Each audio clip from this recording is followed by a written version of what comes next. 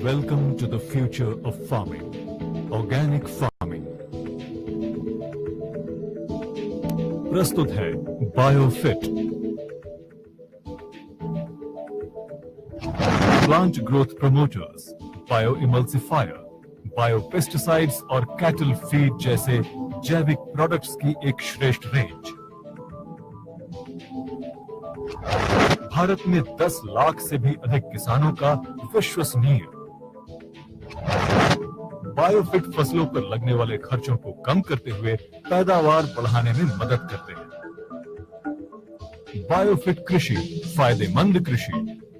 अधिक जानकारी के लिए www.netsurfnetwork.com पर लॉगिन करें।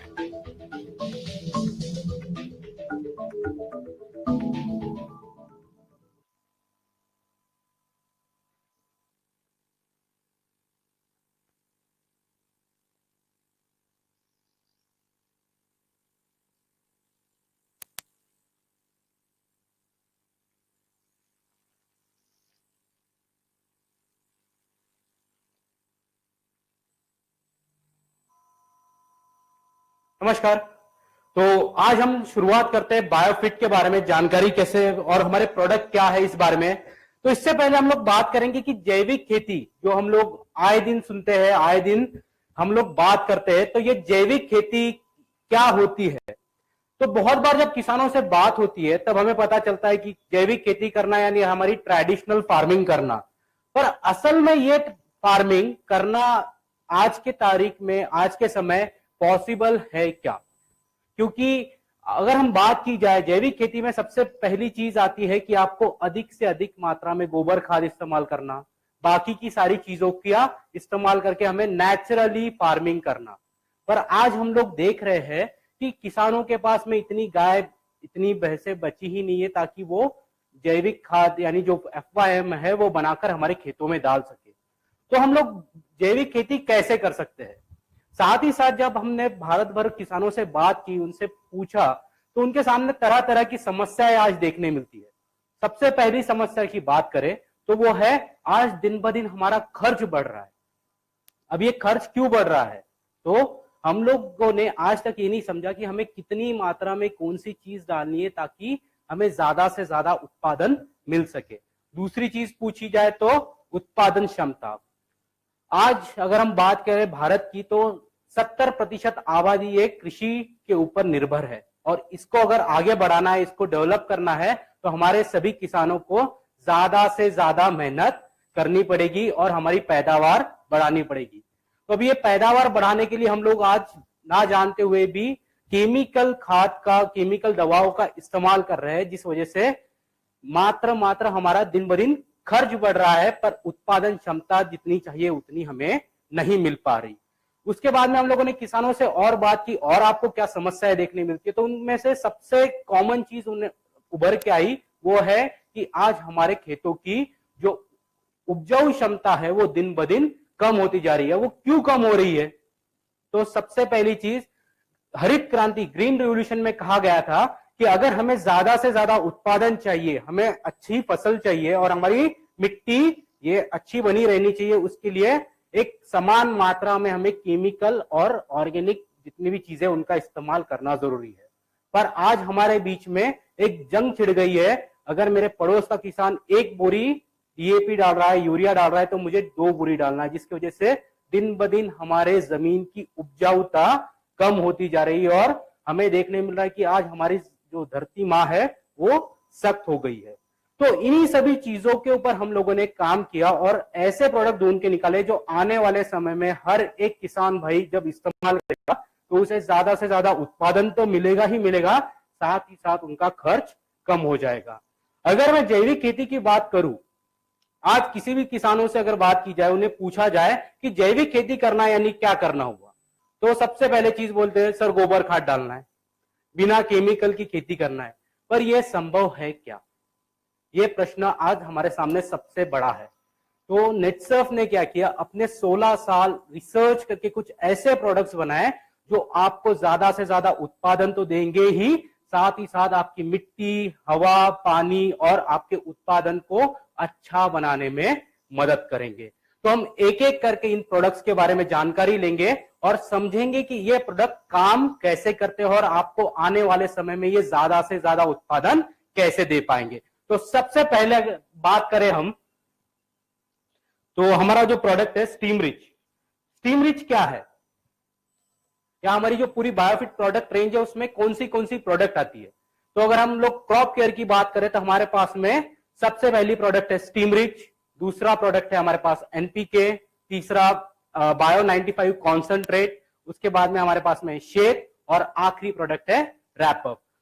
एक एक करके इन सारी प्रोडक्ट्स की जानकारी लेंगे, उत्पादन बढ़ सके। तो सबसे पहले हमारे सामने जो समस्या आती है उसे हम लोग कहते हैं कि आज हमारा उत्पादन जितना चाहिए उतना बढ़ नहीं पा रहा। अब ये उत्पादन नहीं बढ़ पा रहा, इसकी कारण क्या है।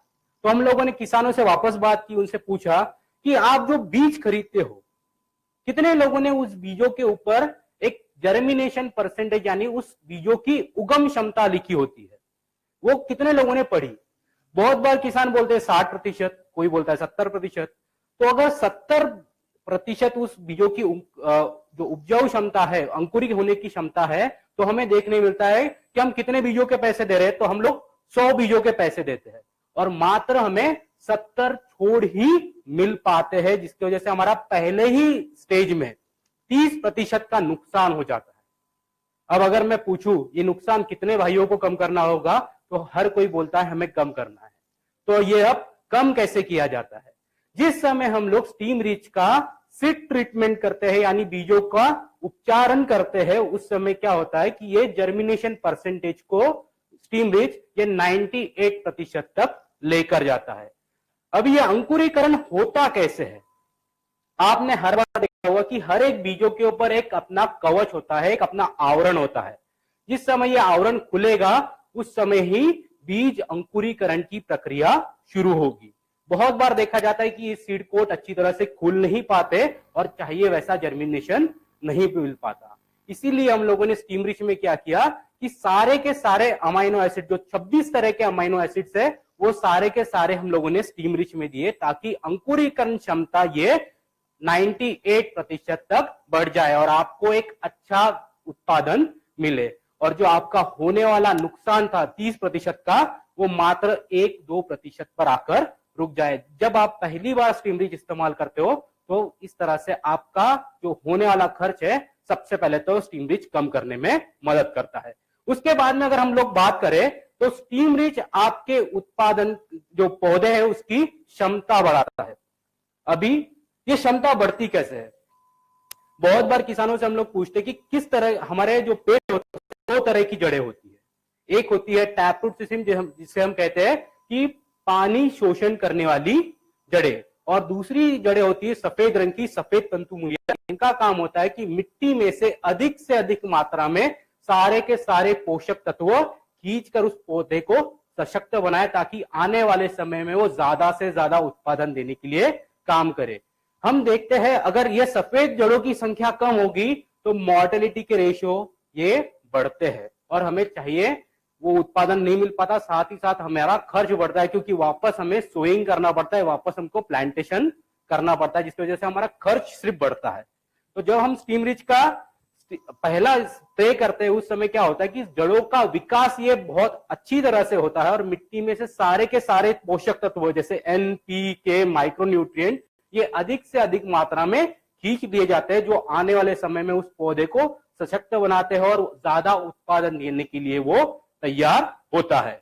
उसके बाद में अगर मैं बात करूं तो स्टीम रिच आपके शाखाओं का विस्तार अच्छा करता है और एक सीधा सा सिद्धांत माना जाता है कि जितनी ज्यादा शाखाएं होंगी, जितनी ज्यादा ब्रांचेस होंगी, उतने ज्यादा आपको फूल मिलेंगे और जितने ज्यादा फूल मिलेंगे उतना अच्छा आपका उत्पादन होगा।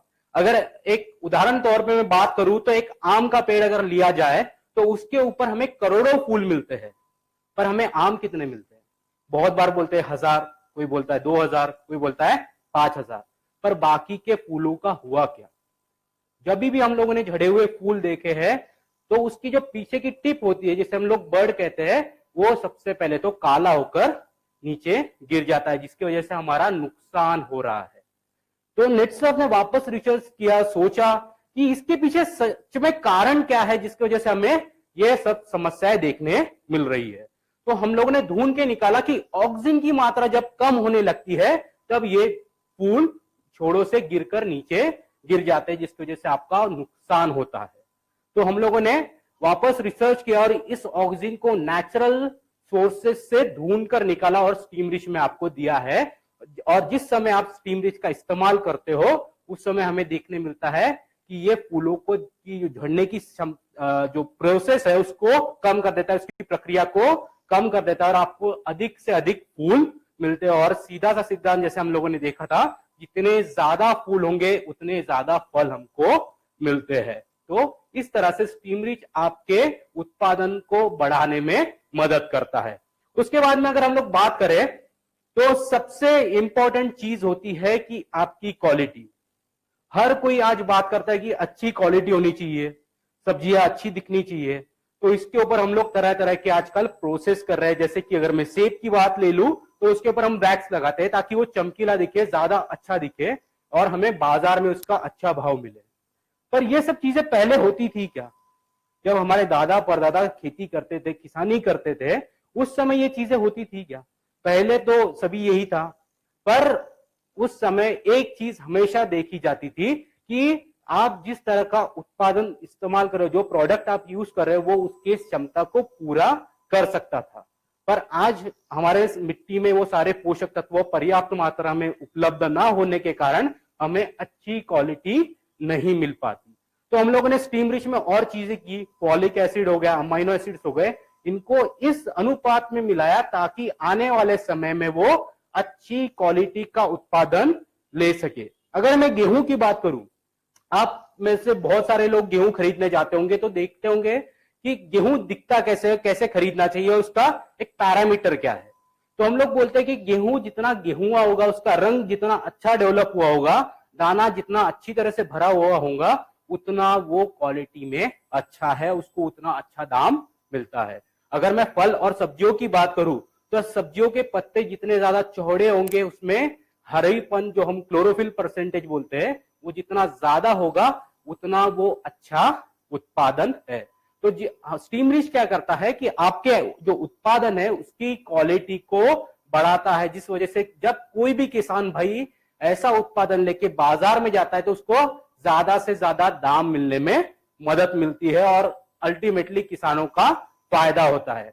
अभी ये स्टीम रिच को इस्तेमाल कैसे करना है, क्योंकि ये सबसे महत्वपूर्ण चीज है। अगर हम लोग बात करें तो सबसे पहला स्टेज होता है बीज उपचारण। तो ये बीज प्रक्रिया, बीज उपचारण किया कैसे जाता है? तो हमें क्या करना है कि 1 ml स्टीम रिच लेकर 1 लीटर पानी के साथ में मिला देना है। और जो भी आपके बीज है जिनका आवरण सख्त है, जैसे कि हमारे गेहूं हो गए या फिर बाकी की चीजें होगी जिनका, या फिर चावल हो गए, उसका जो आवरण होता है, जिसका जो कवच होता है वो बहुत ज्यादा सख्त होता है, जिसकी वजह से वो खुलता नहीं है। तो जो बीजों का सख्त, जो ऊपर का आवरण है, जो कवच है वो सख्त है, उसे हमें 10 से 15 मिनट तक के उसमें डुबोकर भिगोकर रखना है। और उसके बाद में उसको अच्छी तरह से छांव में सुखाकर हम लोग बोने के लिए इस्तेमाल करेंगे। तो हमको देखने मिलता है आपका जर्मिनेशन परसेंटेज ये 98 तक चला जाता है। अभी बाकी के बीजों का क्या? तो जैसे कि मूंगफली हो गई, जो बीजों का आवरण, जो कवच है वो पतला है, जैसे मूंगफली हो गई, इसके ऊपर हमें स्टीम रिच का हल्के हाथों से स्प्रे करना है। मात्रा हमें समान लेनी है, 1 ml स्टीम रिच 1 लीटर पानी में, और उसके ऊपर स्प्रे करके उसे अच्छी तरह से हमको सुखा के रख देना है छांव के अंदर, और उसके बाद में उसको बोने के लिए इस्तेमाल करना है ताकि आपको अच्छा जर्मिनेशन मिले। उसके बाद में जो दूसरी स्टेज होती है जिसे हम लोग कहते हैं 3 to 4 लीफ स्टेज, इस अवस्था में सफेद जड़ों का विकास शुरू होता है। और देखने मिलता है कि इस अवस्था में अगर सफेद जड़ों का विकास अच्छी तरह से नहीं हुआ तो वो पौधा वहां पर अच्छे से फल फूल नहीं पाता है। तो जिस समय हम लोग पहला स्प्रे करते हैं 4 से 5 पत्तियां आने पर, ये सफेद जड़ों का विकास अच्छा करता है, जिसकी वजह से हमें ज्यादा से ज्यादा उत्पादन देने के लिए वो पौधा सशक्त होता है। एक उदाहरण बोलूं तो हम लोगों ने अपने घर बनाए हुए, घर बनाते वक्त सबसे पहली चीज हम लोगों ने क्या की थी कि हमारी नींव हम लोगों ने मजबूत की थी। ताकि वो इमारत उस जगह पे एक जैसी लगातार बनी रहे, ताकि हमें ज्यादा से ज्यादा समय तक वो काम आए। उसी तरह से जब आप स्टीम रिच का पहला स्प्रे करते हो, उस समय ये जड़ों का विकास अच्छा करता है, उसको सशक्त बनाता है, और वो पौधा आने वाले समय में आपको ज्यादा उत्पादन देने के लिए सक्षम बनता है। उसके बाद हम लोग बोलते हैं कि जब आपने पहला स्प्रे किया, उससे 20 से 22 दिन बाद में स्टीम रिच का दूसरा स्प्रे होना जरूरी है, क्योंकि इसे हम लोग कहते हैं वेजिटेटिव ग्रोथ, यानी शाखाओं का विस्तार होने की पूरी प्रक्रिया यहां से शुरू होती है। और एक जो हम लोगों ने सिद्धांत देखा था, शाखाओं जितनी ज्यादा होंगी उतना ज्यादा हमें फूल मिलेंगे, और जितने ज्यादा फूल मिलेंगे उतना ज्यादा हमारा उत्पादन बढ़ेगा। तो स्टीम रिच को इस अवस्था में जब हम लोग स्प्रे करते हैं तो टहनियों का विकास अच्छी तरह से होता है, और वो पौधा अच्छी तरह से फूल पैदावार करने में सक्षम बनता है, और आपको ज्यादा इफेक्टिवली प्रोडक्शन मिलता है। उसके बाद में हम लोग बोलते हैं जब फूल धारणा होती है, या फिर अगर गेहूं की बात करें, चावल की बात करें, तो जब आपकी बालियां तैयार होती है उस समय हमें स्टीम रिच का इस्तेमाल करना है।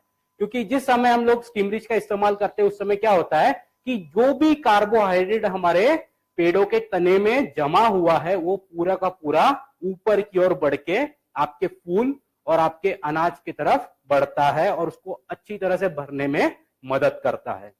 उसके बाद में जो आखिरी स्प्रे है वो हम लोग बोलते हैं जब फल धारणा होती है, जब फूल ये फलों में रूपांतरित होते हैं, अनाज जब भरता है उस समय में करना है। अनाजों की अगर बात की जाए तो एक मिल्किंग स्टेज आती है, यानी अगर आप बालियों को दबाए तो उसमें से सफेद रंग का एक द्रावण बाहर निकलता है।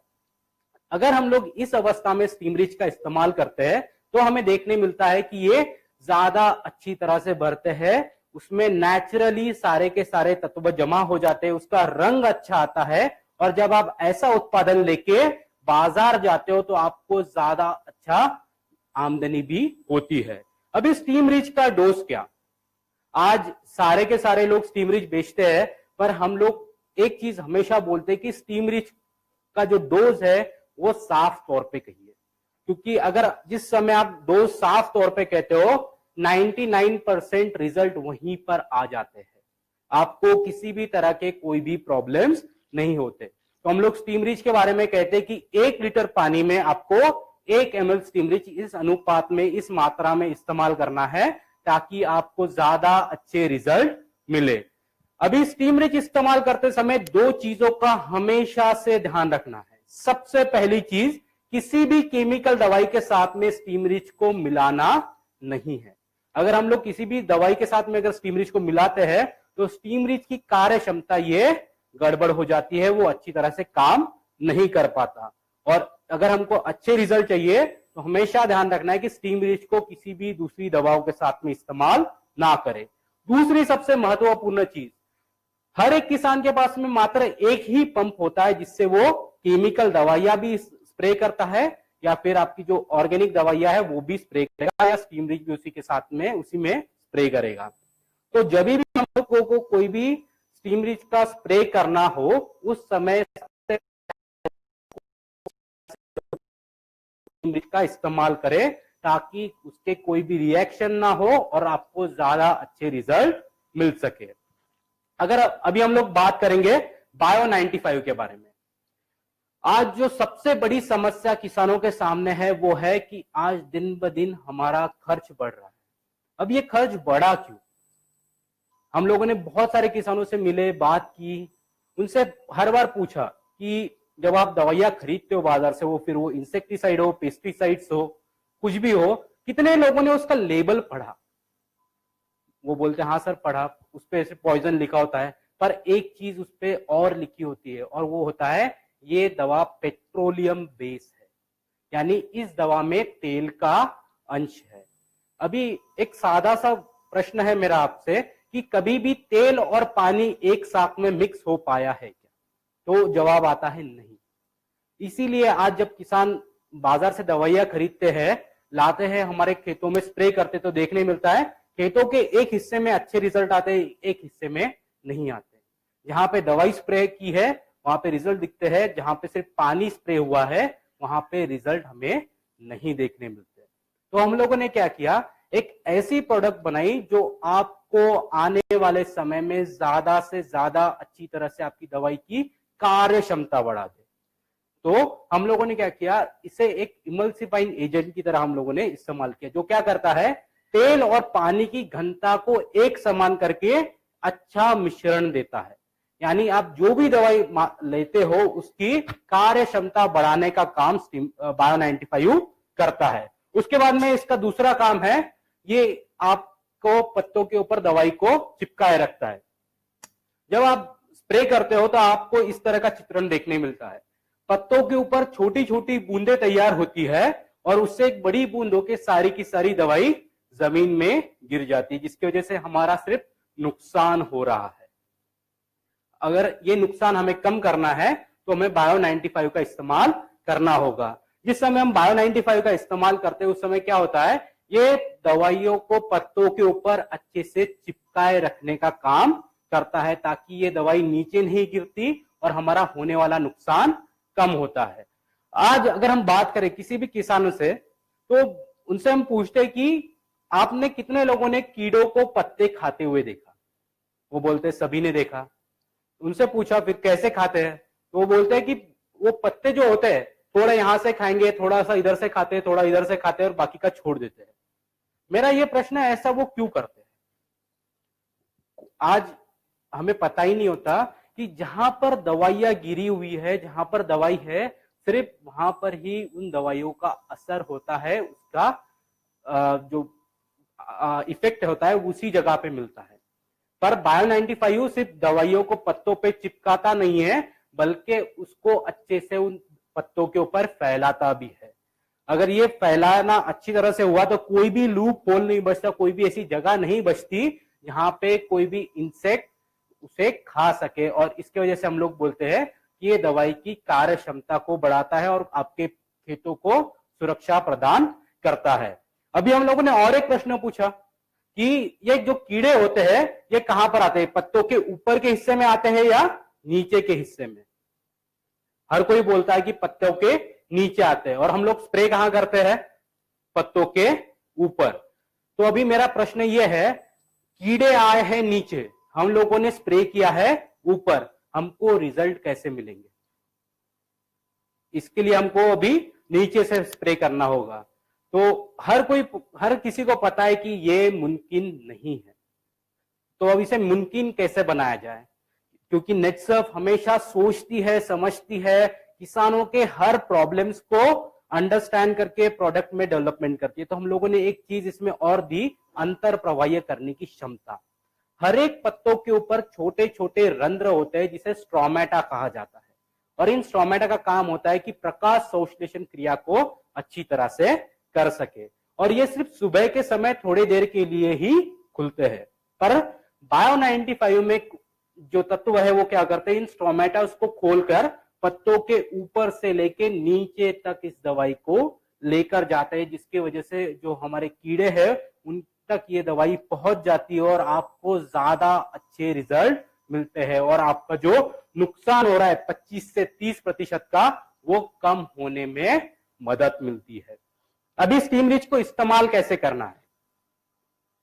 जो हमारा प्रोडक्ट है बायो 95, इसको आप स्टीम रिच के साथ में भी इस्तेमाल कर सकते हो, या और आप जो भी दवाइयां इस्तेमाल कर रहे हो, फिर वो इंसेक्टिसाइड हो, पेस्टिसाइड्स हो या केमिकल फर्टिलाइजर्स हो, अगर आप स्प्रे कर रहे हो, यानी जब भी किसान भाई अपने हाथ में पंप उठाता है उसे बिना बोले बायो 95 उसमें 5 ml डालना है, ताकि उसकी कार्य क्षमता बढ़ सके। क्योंकि हमारा जो पंप होता है वो 15 लीटर का होता है, तो 15 लीटर के अंदर हमें 5 ml जब बायो 95 डालेंगे तो ये दवाई को अच्छी तरह से घुलनशील बना देगा, साथ ही साथ ये दवाई की कार्य क्षमता बढ़ाएगा और आपको ज्यादा अच्छे रिजल्ट मिलने में मदद होगी।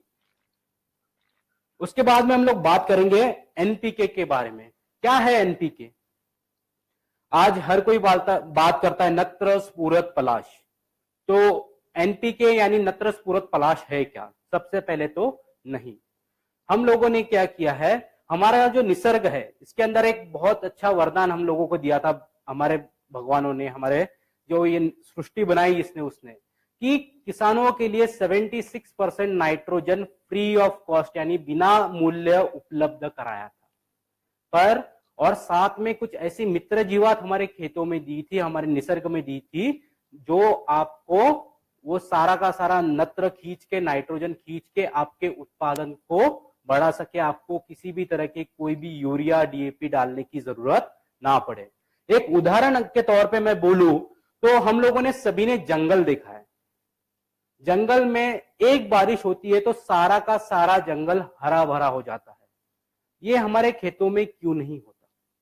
जब ये प्रश्न आप खुद से करते हो तब आपको पता चलेगा कि सच में ही ऐसा हो रहा है।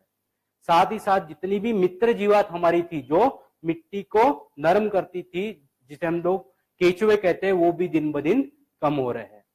तो हम लोगों ने क्या किया, जो एनपीके है वो एक ऐसी प्रोडक्ट बनाई जो आपको आने वाले समय में आपका रासायनिक खाद का खर्चा, उर्वरक का खर्चा कम से कम 40 से 50% तक कम कर सके। वो कैसे?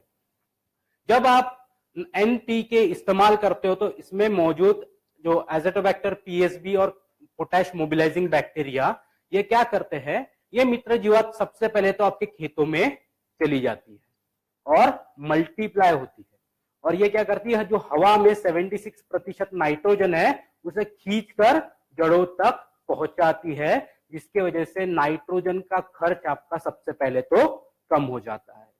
पी ये तत्व का गुणधर्म हमेशा से ये रहा है, ये दूसरे तत्वों के साथ में जुड़ जाता है और ये आपके पौधों के द्वारा शोषण नहीं हो पाता। तो इसे शोषण करवाने की प्रक्रिया, उसे उपलब्ध अवस्था में कराने की प्रक्रिया हमारा पी करता है। पी क्या करता है, वहां पर जाके जो तत्व पी के साथ में जुड़ गए हैं उसे दूर करके P2O5 इस अवस्था में लेकर आकर जड़ों के द्वारा उसका शोषण की प्रक्रिया को फास्ट कर देता है, एक्टिवेट कर देता है, जिसकी वजह से आपका पी का खर्चा कम हो जाता है। के जो ये तत्व है इसके बारे में अगर बात की जाए तो हमें देखने मिलता है कि इसका एक अजीब गुणधर्म है, इसे ऊपर रहना कभी पसंद नहीं है। कभी भी हम लोग के हमारी मिट्टी में देते हैं तो ये 1 मीटर नीचे जाकर बैठ जाता है, क्योंकि इसकी बल्क डेंसिटी ज्यादा है। तो ये ज्यादा होने की वजह से हमको देखने मिलता है कि चाहिए वैसे हमें रिजल्ट नहीं मिलते। तो जो के है वो क्या करता है, जो नीचे 1 मीटर गया के है उसे खींचकर ऊपर की तरफ धकेलता है, और हमारी जो जड़ें होती है वो ज्यादा से ज्यादा 1 फीट की होती है, पर जो 3 मीटर की बात की जाए तो यानी 3 फीट के करीब करीब वो हो गया। तो ये 3 फीट जो नीचे गया हुआ के है उसको अच्छी तरह से खींचकर जड़ों तक पहुंचाने का काम करता है, जिसकी वजह से आपका होने वाला खर्च जो के पे है वो कम हो जाता है। अभी अगर बात की जाए तो एनपीके की जो बोतल है वो सिर्फ 500 ml की है। बहुत बार प्रश्न आता है कि इतनी छोटी बोतल में कितने मित्र जीवात होगी। तो मैं अगर बात करूं तो हमारे सिर्फ 1 ml के अंदर 10 लाख बैक्टीरिया जो कंटिन्यू मल्टीप्लाई होते रहते हैं। जैसे ही हम लोग उसे खेतों में डालते हैं 4 दिन के अंदर ये करोड़ों की संख्या में पहुंच जाते हैं, जिसकी वजह से मिट्टी की उर्वरक क्षमता ये बढ़ती है और आपको ज्यादा अच्छे रिजल्ट देने में काम करता है। और साथ ही साथ आपका केमिकल खाद का खर्चा कम से कम 40 से 50% तक कम करने में मदद करता है। अभी ये बात की जाए तो एनपीके इस्तेमाल करने के लिए क्या क्या चीजें करनी है और इसका डोज क्या है। तो हम लोग बोलते हैं कि अगर आप एनपीके इस्तेमाल कर रहे हो तो 1 ml N, 1 ml P, 1 ml K 1 litre पानी में मिलाकर इस्तेमाल करना है। साथ ही साथ इसको इस्तेमाल करने समय 2 चीजों का हमेशा हमें ध्यान रखना है।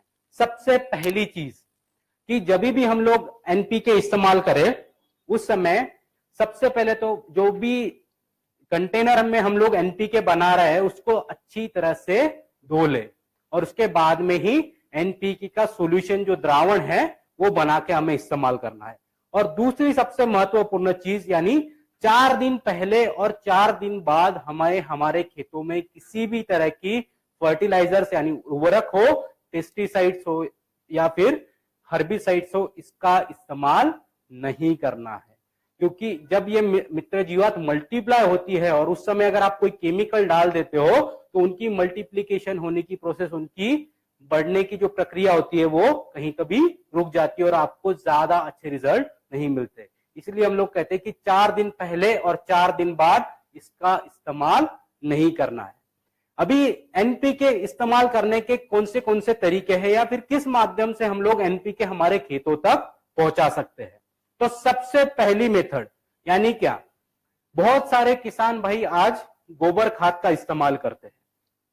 गोबर खाद अगर की बात की जाए तो अगर आपके पास में 1 टन गोबर खाद है तो उसके अंदर आपको 25 से 40 ml एनपी और के ये लेने का है। अगर आप 40 ml लेते हो तो उसके साथ में आपको 5 लीटर पानी लेना है और उस पंप में उसको अच्छी तरह से मिला देना है, जो हमारा सादा स्प्रे पंप होता है। और उस ढेर के ऊपर अगर हम लोग उसको स्प्रे कर दे तो देखने मिलेगा कि सुबह वो बहुत ज्यादा नरम हो जाता है, उसमें से एक बहुत अच्छी खुशबू आती है, जो हम कहते हैं कि ह्यूमस की खुशबू।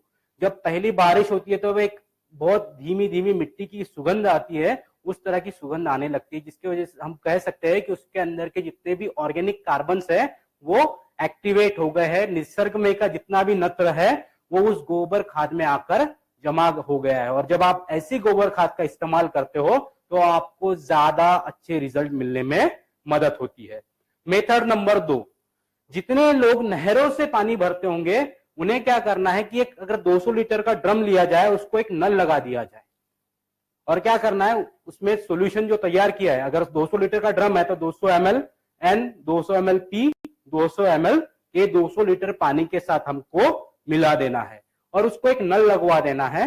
और जब हम लोग नहरों से पानी जब हमारे खेतों में छोड़ते हैं उस समय उस नल को हल्के से खोल देना है, ताकि पानी के माध्यम से ये सारी की सारी मित्र जीवात आपके पूरे खेतों तक पहुंच जाए और आपको आने वाले समय में अच्छे से अच्छे रिजल्ट दे पाए।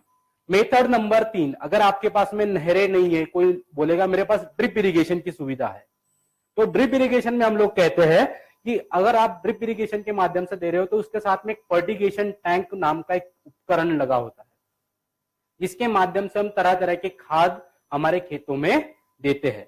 तो उस ड्रिप इरिगेशन के फर्टिगेशन टैंक की अगर बात की जाए तो 220 लीटर, 500 लीटर या 1025 लीटर के अलग अलग साइजेस में वो उपलब्ध है। अगर मैं 220 लीटर की बात करूं तो उसके अंदर 220 ml N, 220 ml P, 220 ml के आपको डाल देना है और उसके अंदर 220 लीटर पानी आपको दे देना है। और जैसे ही आप ड्रिप इरिगेशन शुरुआत करते हो तो सारी की सारी मित्र जीवात आपके खेतों तक पहुंचाई जा सकती है। अभी अगर कोई बोले कि मेरे पास में ड्रिप इरिगेशन भी नहीं है, नहरें भी नहीं है, अब मैं कैसे दे सकता हूं? तो हर किसान भाई के पास में अपना एक पंप जरूर होता है और अगर उस पंप का सामने का नोजल पूरी तरह से खोल दिया जाए तो हमें एक मोटी धार मिलती है। हमें क्या करना है, उस पंप के नोजल को पूरी तरह से खोलकर डायरेक्ट जड़ों के पास में इसको देना है, ताकि ये मित्र जीवात नीचे जाके अच्छी तरह से अपना काम कर सके। और जो भाई फलों की खेती करते हैं, ऑर्चिड्स में काम करते हैं, जैसे संतरे हो गए, कोकोनट हो गए और बाकी की कोई भी फलों की खेती, उसके अंदर हम लोग एक पानी का रिंग बनाया होता है जिसको कैरा कहा जाता है। तो जो 200 लीटर का ड्रम में हम लोगों ने द्रावण तैयार किया है, डायरेक्ट 1 लीटर के मग से लेके हमें उस रिंग के अंदर डाल देना है, ताकि ये मित्र जीवात नीचे जाके उस फल, उस आम के पेड़ को, संतरे के पेड़ को अधिक से अधिक मात्रा में एनपीके ये उपलब्ध करा सके और आपको अच्छे रिजल्ट मिले। एक चीज और हमेशा ध्यान रखनी है हमें कि जब भी फ्लावरिंग होती है, यानी जब फूल धारणा की शुरुआत होती है, उस समय हमें नत्र को बंद कर देना है, क्योंकि नत्र क्या करता है, ऑक्सीजन को डिसॉल्व करता है, उसको वहां से कम करता है और जिसकी वजह से आपको देखने मिलता है कि फूल ये झड़ने की प्रक्रिया फास्ट हो जाती है, ज्यादा हो जाती है। तो जब भी आपको दिखे कि फूल धारणा हो गई है, उस समय नत्र को बंद कर देना है, ताकि आप, क्योंकि उस समय हमें वेजिटेटिव ग्रोथ यानी शाखाओं के विस्तार की कोई जरूरत नहीं होती। हमें जो मेन काम होता है वो पी और के का होता है। तो ये पी और के आपको ज्यादा से ज्यादा अच्छी तरह से उपलब्ध हो और ज्यादा उत्पादन देने के लिए आपका खेत सक्षम बने। और उसके बाद में हम लोग बात करते हैं कि जो ग्रीन रिवॉल्यूशन हुआ, हरित क्रांति हुई, उसमें ऐसा क्या हुआ? आज अगर मैं किसानों से बात करता हूं, जब भी हम लोग मिलते हैं, बात करते हैं, तो आज हम लोगों के अंदर जंग छिड़ी हुई है। अगर मेरे बाजू का किसान 1 बोरी डीएपी डाल रहा है तो मैं 2 बोरी डालूंगा, क्योंकि मुझे ज्यादा उत्पादन चाहिए। पर असल में हो रहा क्या रहा है कि धीरे धीरे हमारे मिट्टी में इस क्षार की जो मात्रा है सिर्फ वही बढ़ रही है और सारे के सारे पोषक तत्व ये जड़ों के माध्यम से शोषण नहीं कर पा रहे। तो एनपीके क्या करता है, आपके मिट्टी में जाकर ये जो भी तत्व मौजूद है उसको खींचकर जड़ों तक पहुंचाता है, जिसकी वजह से आपको ज्यादा अच्छे रिजल्ट मिलते हैं। अभी हम लोग बात करेंगे शेत के बारे में। अब शेत है क्या? हर कोई बोलता है सॉइल सॉइल सॉइल। मिट्टी ये हमारे सबसे महत्वपूर्ण चीज है। अगर एग्रीकल्चर की बात की जाए तो मिट्टी ये किसी भी एग्रीकल्चर का हृदय है, उसका हार्ट है। आज हम लोग जब भी किसानों से मिलते हैं, बात करते हैं, आप में से ही बहुत से लोगों से जब मैं मिलता हूं तो मुझे देखने मिलता है कि एक प्रश्न आप सबका कॉमन आता है कि आज मिट्टी सख्त हो गई है। अब ये मिट्टी सख्त क्यों हो गई या फिर ये सब प्रॉब्लम्स क्यों आने लगे? तो इसका कारण सिर्फ एक ही है कि हम लोगों ने न जानते हुए अधिक से अधिक मात्रा में जो केमिकल इस्तेमाल किया है, उसके वजह से आज मिट्टी की उत्पादन क्षमता, उर्वरक क्षमता धीरे धीरे कम हो गई है। अभी मेरा एक प्रश्न आप सभी से है कि आप में से कितने लोगों ने हमारे खेतों की मिट्टी को एक बार तो भी छू कर देखा है? अगर आपने देखा होगा तो सबसे पहली चीज वो बताती है कि आज वो कितनी ज्यादा सख्त हो गई है, कितनी ज्यादा हार्ड हो गई है। अब ये हार्ड होने का वजह क्या? तो हमारे मिट्टी की जो उर्वरक क्षमता है वो धीरे धीरे कम हो गई है। साथ ही साथ एक उदाहरण मैं हमेशा पूछता हूं कि आज से 10 साल पहले अगर यहां से 20 किलोमीटर 10 किलोमीटर दूर भी अगर बारिश हुई तो मुझे यहां पर बैठे बैठे पता चलता था कि कहीं तो भी बारिश हुई है, क्योंकि मिट्टी की एक अच्छी सुगंध मेरे तक पहुंचती थी, मुझ तक पहुंचती थी। पर आज वो नहीं हो पा रहा। तो ये सब कुछ हुआ क्यों? तो हम लोग देखते हैं कि मिट्टी की जो अवस्थाएं होती है, 3 तरह की अवस्थाएं, फिजिकल यानी भौतिक, केमिकल यानी रासायनिक और बायोलॉजिकल यानी जैविक। ये तीनों की तीनों अवस्था पूरी तरह से खराब हो गई है, जिस वजह से आज हमें चाहिए वैसे रिजल्ट नहीं मिल पा रहे। हम कितना भी खर्च करें हमें उतना उत्पादन नहीं मिल पा रहा। तो ये मिट्टी की फिजिकल प्रॉपर्टी यानी भौतिक अवस्थाएं होती क्या है? अभी मैंने आपसे पूछा था कि कितने लोगों ने मिट्टी को एक बार तो भी छू कर देखा है। जब आप मिट्टी को छू कर देखते हो तो सबसे पहली चीज आपको मिट्टी बताती है वो सख्त हो गई है। दूसरी सबसे इंपॉर्टेंट चीज आपको वो बताती है कि आज उसके अंदर हवा कितनी अच्छी तरह से खेल रही है, क्योंकि जड़ों को सिर्फ न्यूट्रिएंट यानी पोषक तत्वों की ही जरूरत नहीं होती, बल्कि हवा की भी जरूरत होती है। तो एसेंट ऑफ सैप यानी शोषण करने की प्रक्रिया में पानी ही नहीं खींचा जाता। अगर वहां पे हवा नहीं होगी तो पानी ये कभी जो पोषक तत्व है कभी खींचे नहीं जाते।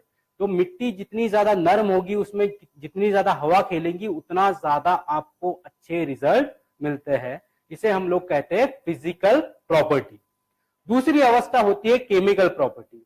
अभी इसके बारे में मैं एक छोटा सा उदाहरण बोलता हूं कि हम लोग मूवीज देखते हैं, पिक्चर देखते हैं, हमेशा स्टोरी क्या होती है? एक हीरो होता है, एक हीरोइन होती है, एक विलन होता है, और हमेशा विलन ये हीरोइन को किडनैप कर लेता है और वहां पे प्रॉब्लम होती है। बराबर हीरो आता है, फाइटिंग करता है, उसको बचाता है। हमारे मिट्टी में जो हमारे सबसे अच्छे मित्र थे उसे हम लोग कहते हैं क्या? जो केचुए। वो क्या करते थे कि हमारी मिट्टी की केमिकल अवस्था को सुधारते थे, उसके अंदर ऑर्गेनिक कार्बन की कंटेंट बढ़ाने का काम करते थे। तो इस ऑर्गेनिक कंटेंट को बढ़ाने का काम होता कैसे कि जो भी हमारे जमीन में बचे हुए रॉ मटेरियल है, जो तन है, उसको कार्बन के रूप में कन्वर्ट किया जाता है, जिसकी वजह से जितनी भी पोषक तत्व है जैसे माइक्रो न्यूट्रिएंट हो गए, इसको शोषण करने की प्रक्रिया फास्ट होती है। और जो हमारा शेत है वो क्या करता है, जब ये बैक्टीरिया मल्टीप्लाई होते हैं उस समय एक फाइटो एंजाइम सिक्रीट करता है, जो क्या करता है प्लांट के साथ में आपके जो एंजाइम्स होते हैं वो मिट्टी को नरम करते हैं और जितने भी पोषक तत्व जो एक दूसरे के साथ में जुड़ गए हैं और जो आपके पौधों के द्वारा शोषण नहीं हो पा रहे उनको वहां तक पहुंचाने का काम करता है, जिसकी वजह से आपको ज्यादा अच्छे रिजल्ट मिलते हैं। आपकी जमीन जो होती है वो स्टेबल होती है और जब आप 7 साल तक के कंटिन्यू शेड का इस्तेमाल करते हो तो ये हमारा बोलना है कि आप मात्र और मात्र गोबर खाद के ऊपर ही अपनी पूरी की पूरी खेती कर सकते हो। अभी जो आखिरी चीज है वो है बायोलॉजिकल प्रॉपर्टी। अगर मैं आज आपसे पूछूं कि आप में से कितने किसानों के खेतों में आज भी केचुए मिलते हैं, मेरे ख्याल से करीबन सिर्फ 2 या 3% ऐसे किसान होंगे जो बोलेंगे कि हाँ आज मेरे खेतों में केचुए पर्याप्त मात्रा में है। तो मेरा प्रश्न आपसे ये है कि असल में ये केचुए गए कहां? तो हर कोई बोलता है केमिकल इस्तेमाल किए इसलिए मर गए। तो हम लोगों ने ये मर नहीं गए, हम लोगों ने मार दिए हैं, क्योंकि कोई अच्छा काम करता है वो हमें पसंद नहीं आता। तो इस वजह से जो शेड है वो क्या करता है, सबसे पहले तो आपके मित्र जीवात जितनी भी खेतों में उपलब्ध है उसको संरक्षण प्रदान करता है, जिसे हम लोग बायो प्रोटेक्टेंट कहते हैं। ये क्या करता है, जब भी आप आपके खेतों में इसे देते हो उस समय जितनी भी मित्र जीवात होती है, फिर एज़ोटोबैक्टर है, पीएसबी है, केएसएम है, केचुए है, इनके इर्द गिर्द अपना एक सुरक्षात्मक कवच तैयार करता है, जिसकी वजह से कोई भी केमिकल वहां पे अगर डाला जाए तो उसका कोई बुरा परिणाम नहीं होता। और आपके खेतों में जो भी बायोलॉजिकल माइक्रोफ्लोरा है, जो भी हमारे मित्र जीवात है, वो अच्छी तरह से बढ़ सकते हैं, फल फूल सकते हैं और आपको अच्छे रिजल्ट दे सकते हैं। अभी शेड को इस्तेमाल कैसे करना है, तो अगर आप फोलियर जब एप्लीकेशन करते हो तो इसके फायदे क्या? बहुत बार बोला जाता है कि शेड को स्प्रे भी करना है। तो जब हम लोग शेड को स्प्रे करते हैं तो सबसे पहली चीज ये क्या करता है, पत्तों का जो विकास होता है, जो पत्तों की पूरी घेराव होता है उसको बढ़ाता है, जिसकी वजह से फोटोसिंथेसिस की यानी प्रकाश संश्लेषण की क्रिया फास्ट हो जाती है। और सीधा सा सिद्धांत है, जितना ज्यादा फोटोसिंथेसिस होगा, जितना ज्यादा अन्न तैयार होगा, उतनी ज्यादा आपकी टहनियां मजबूत होगी, उसमें कार्बोहाइड्रेट जमा होगा और जब फल धारणा होगी, अनाज भरेगा, तो ये सारा का सारा कार्बोहाइड्रेट इस्तेमाल किया जाएगा, जिसके वजह से आपको ज्यादा अच्छी क्वालिटी का अनाज, फल, सब्जियां ये मिलते हैं। तो जब आप स्टीम रिच शेड का इस्तेमाल करते हो तो आपको ज्यादा अच्छे उत्पादन देने के लिए सक्षम करता है। अभी इसका इस्तेमाल करने का डोज क्या, तो अगर आप मिट्टी के माध्यम से दे रहे हो तो आपको 2 ml प्रति लीटर पानी में इसका इस्तेमाल करना है। अगर आप इसको फोलियर एप्लीकेशन यानी छंटकाव के स्प्रे करना है तो हम लोग कहते हैं कि 1 ml प्रति लीटर पानी में इसका इस्तेमाल करना है, ताकि आपको ज्यादा अच्छे रिजल्ट मिले। अभी इसको मिट्टी के माध्यम से देना है तो कौन सी तरीके से दिया जा सकता है, तो जो चीजें हम लोगों ने एनपीके के लिए देखी थी, सेम चीजें हम लोग शेड के लिए भी कहते हैं। एक बार मैं वापस आपके लिए वो रिपीट कर देता हूं। सबसे पहली मेथड जो हमारा गोबर खाद था, जिसके अंदर हम लोग पहले देखा था 40 ml जो यूज कर रहे थे आपका एनपीके, उसके अंदर हमको 50 से 60 ml शेड भी मिक्स कर देना है। और इन दोनों को मिलाकर अगर हम लोग गोबर खाद पे डालेंगे तो गोबर खाद की जो फिजिकल, केमिकल, बायोलॉजिकल प्रॉपर्टीज है वो तो सुधर ही जाएगी, साथ ही साथ जितनी भी मित्र जीवात हम लोगों ने एनपीके के माध्यम से दी है उसको संरक्षण भी मिलेगा। और जब आप ऐसा गोबर खाद इस्तेमाल करोगे तो आपको उससे भी ज्यादा अच्छे रिजल्ट मिलते हैं। मेथड नंबर 2 जो हम लोगों ने देखी थी कि नहरों से जो लोग पानी भर रहे थे, तो अगर नहरों से पानी भर रहे हैं तो हमको क्या करना है कि जो 200 लीटर के ड्रम में हम लोगों ने 200 ml N, 200 ml P, 200 ml के डाला था, उसके अंदर 400 ml शेड भी डालना है। और जब नहरें हम लोग खोलेंगे उसके माध्यम से ये सारी की सारी मित्र जीवात हम लोग आसानी से हमारे खेतों तक पहुंचा सकते हैं। मेथड नंबर 3 कि अगर हमारे पास में ड्रिप इरिगेशन है तो जो 220 लीटर की टाकी थी उसके अंदर हमको 440 ml शेड, 220 ml N, 220 ml P, 220 ml के 220 लीटर पानी के साथ में मिलाकर ड्रिप इरिगेशन के माध्यम से भी हम हमारे खेतों तक ये प्रोडक्ट पहुंचा सकते हैं। उसके बाद में जो पंप के माध्यम से दे रहे थे, तो हम लोग क्या बोल रहे थे कि 15 लीटर का पंप है तो उसमें 15 ml N, 15 ml P, 15 ml K और कितना 30 ml शेत मिला देना है और उसे हम लोग दे सकते हैं। और जो आखिरी मेथड है जो हम लोग डायरेक्ट हमारे फलों को दे रहे थे, उसके अंदर अगर 200 लीटर के ड्रम में हम लोगों ने 200 ml N, 200 ml P, 200 ml K लिया है, उसके साथ में 400 ml शेत भी मिला देना है और उसको हम लोग दे सकते हैं, ताकि ये एनपीके और शेत एक साथ में अच्छी तरह से काम कर सके और आपको आने वाले समय में मिट्टी ये सॉफ्ट मिले, अच्छी मिले और आप ज्यादा से ज्यादा उत्पादन उससे ले सके। अभी शेत इस्तेमाल करते समय कौन सी चीजों का ध्यान रखना है? सबसे पहली चीज हमें हमेशा ध्यान रखनी है कि 4 दिन पहले और 4 दिन बाद में किसी भी तरह का कोई भी केमिकल इस्तेमाल नहीं करना है। अगर आप कोई भी केमिकल इस्तेमाल करोगे तो क्या होगा, ये मित्र जीवात की जो मल्टीप्लीकेशन होने की क्षमता है, जो इसका विभाजन होने की जो क्षमता है वो कम हो जाएगी, आपको अच्छे रिजल्ट नहीं मिलते। तो हम लोग सीधे से बोलते हैं कि उसको ना करें और जो भी ड्रम आप इस्तेमाल करें उसको अच्छी तरह से साफ कर ले और उसके बाद में ही हमारा सॉल्यूशन द्रावण तैयार करें, ताकि आपको इजीली ये इफेक्टिवली आपको इस्तेमाल कर सके। इसके साथ में जब आप स्प्रेइंग के लिए इस्तेमाल कर रहे हो तो बायो 95 का अगर आप इस्तेमाल करते हो तो आपको और भी अच्छे रिजल्ट देखने मिलते हैं, क्योंकि ये अच्छी तरह से पत्तों के ऊपर चिपकी रहती है, मल्टीप्लाई अच्छी होती है और प्लांट्स की जो पौधे हैं उसकी कार्य क्षमता भी बढ़ती है। अब अगर हम लोग बात करेंगे रैपअप के बारे में, रैपअप क्या है?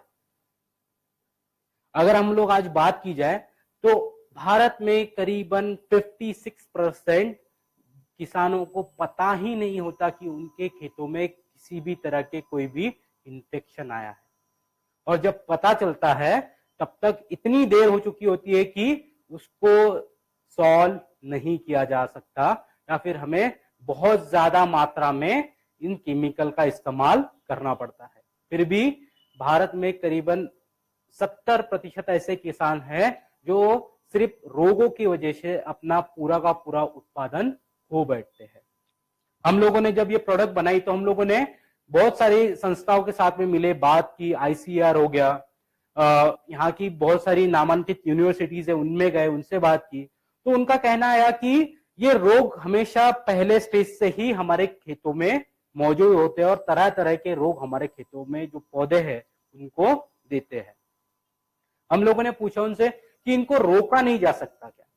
तो उनका बोलना है कि अगर हम लोग उनकी सुरक्षात्मक प्रणाली को शुरू कर सके तो शायद हम लोग इन रोगों को रोक सकते हैं। अगेन नेटसर्व हमेशा रिसर्च ओरिएंटेड ऑर्गेनाइजेशन है, हमेशा रिसर्च करता रहता है, हमेशा नई चीजों को ढूंढने में लगा रहता है। तो हम लोगों ने हमारे रिसर्च के बलबूते पे कुछ ऐसी चीजें ढूंढ के निकाली जो आपके पौधे की सुरक्षात्मक प्रणाली को शुरू कर देती है। अभी मेरा एक प्रश्न है कि हमारे पौधों को दिमाग होता है क्या? पौधों को दिमाग होता है क्या? तो हर कोई बोलता है कि नहीं होता, पर हम लोग कहते हैं कि पेड़ों को अपना एक समझ होती है।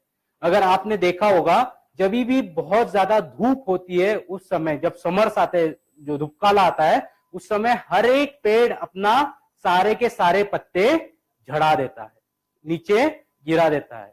अब ये क्यों होता है? क्योंकि पेड़ को पता होता है कि मेरे पास में सिर्फ पर्याप्त मात्रा में ही पानी उपलब्ध है जो मैं ये 3-4 महीने का समय निकाल सकता हूं, और उसके अगर मैं उस समय मेरे पत्ते रखूंगा तो इसमें से इवापोट्रांसपिरेशन यानी बाष्पीभवन होके सारा का सारा पानी निकल जाएगा और मेरे पास में पर्याप्त मात्रा में पानी नहीं बचेगा। तो पौधा अपनी सुरक्षात्मक प्रणाली शुरू कर देता है और वो पूरे पेड़ को बता देता है कि आप सारे के सारे पत्ते गिर जाओ, जैसे ही मेरे पास में पर्याप्त मात्रा में पानी आएगा मैं वापस आपको खिला लूंगा। तो इसे कहते हैं किसी भी पेड़ की पौधे की सुरक्षात्मक प्रणाली।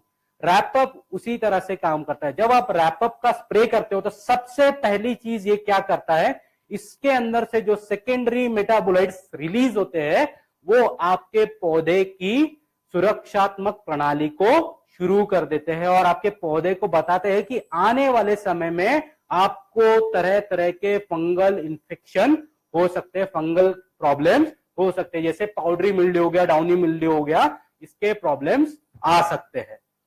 तो इसको रिकवर कैसे किया जाए? तो पौधा अपनी खुद की ही सुरक्षात्मक प्रणाली को शुरू कर देता है और जिसकी वजह से वो इन्फेक्शन उसके अंदर जाने से उसको रोकने में मदद मिलती है। अभी एक मैं उदाहरण तौर पे बात करता हूं। हमारे घर में कितने लोग होते हैं? 5 से 6 लोग होते हैं। अगर किसी एक व्यक्ति को सर्दी हो गई तो सारे के सारे लोगों को सर्दी हो जाती है क्या? तो नहीं, कोई तो भी 1-2 ऐसे व्यक्ति होते हैं जिनको ये प्रॉब्लम नहीं होता, क्योंकि उनकी सुरक्षात्मक प्रणाली अच्छी होती है। अगर हम लोग पहले से रैपअप का इस्तेमाल करते हैं तो हमें देखने मिलता है, अगर हमारे बाजू के खेत में भी अगर कोई इन्फेक्शन आ गया तो भी वो हमारे खेतों तक नहीं आ पाता, क्योंकि हमारे पौधे उतने सक्षम हुए होते हैं। तो रैपअप इस तरह से काम करता है। अभी मेरा जो सबसे बड़ा प्रॉब्लम है कि कोई भी फंगल इन्फेक्शन होता कैसे है? तो हम लोग देखते हैं, कोई भी अगर पत्ता है उसके ऊपर कोई कीड़ा आके खाना शुरू कर दिया तो क्या होगा? वहां पे एक गड्ढा तैयार हो जाता है, एक पंचर हो जाता है और उसमें से सारा का सारा द्रावण बाहर आता है, जिसे हम लोग सेल सैप कहते हैं। अब ये सेल सैप क्या होता है कि हमारे निसर्ग में तरह तरह के फंगस मौजूद है, वो उसके ऊपर आके बैठ जाते हैं और पूरे पौधे को विदिन 24 घंटे के अंदर ये फंगल इन्फेक्शन की शुरुआत हो जाती है। और एक बार वो उनके पूरे प्रणाली में चला गया तो उस पौधे को रिकवर करने में बहुत ज्यादा टाइम लगता है, या फिर वो रिकवर अच्छे से नहीं हो पाता और हमारा जो होने वाला उत्पादन है उसकी क्वालिटी खराब हो जाती है। तो रैपअप क्या करता है? जब आप रैपअप का इस्तेमाल करते हो तो ये पत्तों के ऊपर अपनी एक सुरक्षात्मक शील्ड तैयार कर देता है, एक परत बना देता है, और अगर कोई इंसेक्ट वहां पे खाता है तो उसके ऊपर ये परत मौजूद रहती है, जिसकी वजह से कोई भी फंगस उसके ऊपर ग्रो नहीं हो पाता, वो सेल सैप के कांटेक्ट में नहीं आता। उसके साथ ही ये क्या करता है, जितने भी फंगस के स्पोर्स होते हैं, जितने भी उसके अंडे होते हैं, ये उसी को खाकर अपने आप को बढ़ाता है। हमारे निसर्ग में करीबन हजारों तरह के फंगस उपलब्ध है। हमारे खेतों में, हमारे शरीर के ऊपर ये सारी की सारी चीजें होती है।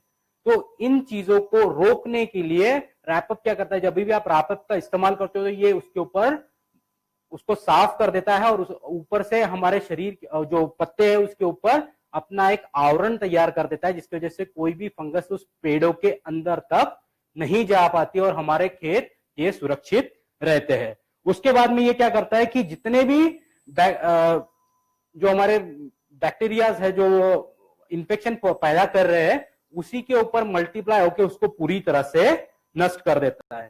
फिर हम लोगों ने उनसे पूछा कि ये जो फंगल इन्फेक्शन है, जो भी आपके प्रॉब्लम से, उसकी शुरुआत कहां से होती है? तो हमें जब रिसर्च कर रहे थे उस समय पता चला कि करीबन 70% रोग ये हमारे बीजों से आते हैं। अभी मैं एक उदाहरण के तौर पे बोलूंगा, आप में से बहुत से लोगों ने चने का बीज देखा होगा, उसके ऊपर हमेशा एक पाउडर लगी होती है सफेद रंग की एक पाउडर जैसा हमें दिखता है। वो होता क्या है? तो सारे के सारे फंगस के स्पोर्स होते हैं, जो एक पर्याप्त सिचुएशन तैयार हो, ह्यूमिडिटी अच्छी मिले, पर्याप्त पानी मिले तो वो मल्टीप्लाई होना शुरू हो जाते हैं और जड़ों के माध्यम से वो आपके पूरे पेड़ को खराब कर देते हैं। तो हम लोगों ने क्या किया, रैपअप को बनाते वक्त हम लोगों ने डिजाइन करते वक्त ये सारी चीजें भी ध्यान में रखी और रैपअप को इस तरह से बनाया कि जब आप बीज प्रक्रिया से ही इसका इस्तेमाल करते हो तो ये आपके जो बीजों के ऊपर मौजूद जितने भी फंगस है उसको ही खाकर उसको साफ कर देता है। और जब आप आपके बीजों को बोते हो तो आपके पौधों को किसी भी तरह का कोई भी फंगल इन्फेक्शन नहीं होता। और हर 15 दिन में अगर आप इसका इस्तेमाल करते हो तो आपको देखने मिलेगा कि आपके पौधे की सुरक्षात्मक प्रणाली शुरू हो जाती है और आने वाले समय में उसको किसी भी तरह के फंगल इन्फेक्शन नहीं होते, जो आपको अच्छा उत्पादन देने में मदद करते हैं। अभी बीज प्रक्रिया कैसे की जाती है? जिस तरह से हम लोगों ने स्टीम रिच की बीज प्रक्रिया की थी, सेम उसी तरह से हमको रैपअप से भी बीज प्रक्रिया करनी है। अगर हम लोग 1 ml स्टीम रिच ले रहे हैं तो 2 ml हमको रैपअप लेना है 1 लीटर पानी में। और जो भी बीज है जिनका आवरण जो कवच है वो सख्त है, उसको 10 से 15 मिनट तक उसमें डुबोए रखना है और उसको निकाल कर छांव में अच्छी तरह से सुखाकर हम लोग बोने के लिए, सोइंग के लिए इस्तेमाल कर सकते हैं।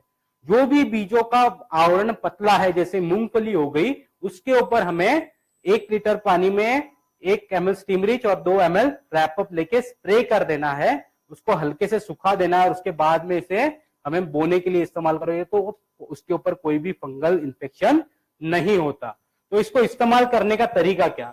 तो हम लोग बोलते हैं कि जब भी आप इस्तेमाल कर रहे हो तो हर 15 से 20 दिन बाद में रैपअप का स्प्रे होना चाहिए और उसका जो डोज है वो हम लोग साफ तौर पे कहते हैं कि 2 ml रैपअप 1 लीटर पानी में आपको इस्तेमाल करना है। यानी 15 लीटर का अगर आपका पंप है तो उसके अंदर 30 ml रैपअप आपको लेना है ताकि आप इजीली आपके पौधों के ऊपर इसकी सुरक्षात्मक कवच तैयार कर सको और आपके पौधों को किसी भी तरह का फंगल इन्फेक्शन ना हो।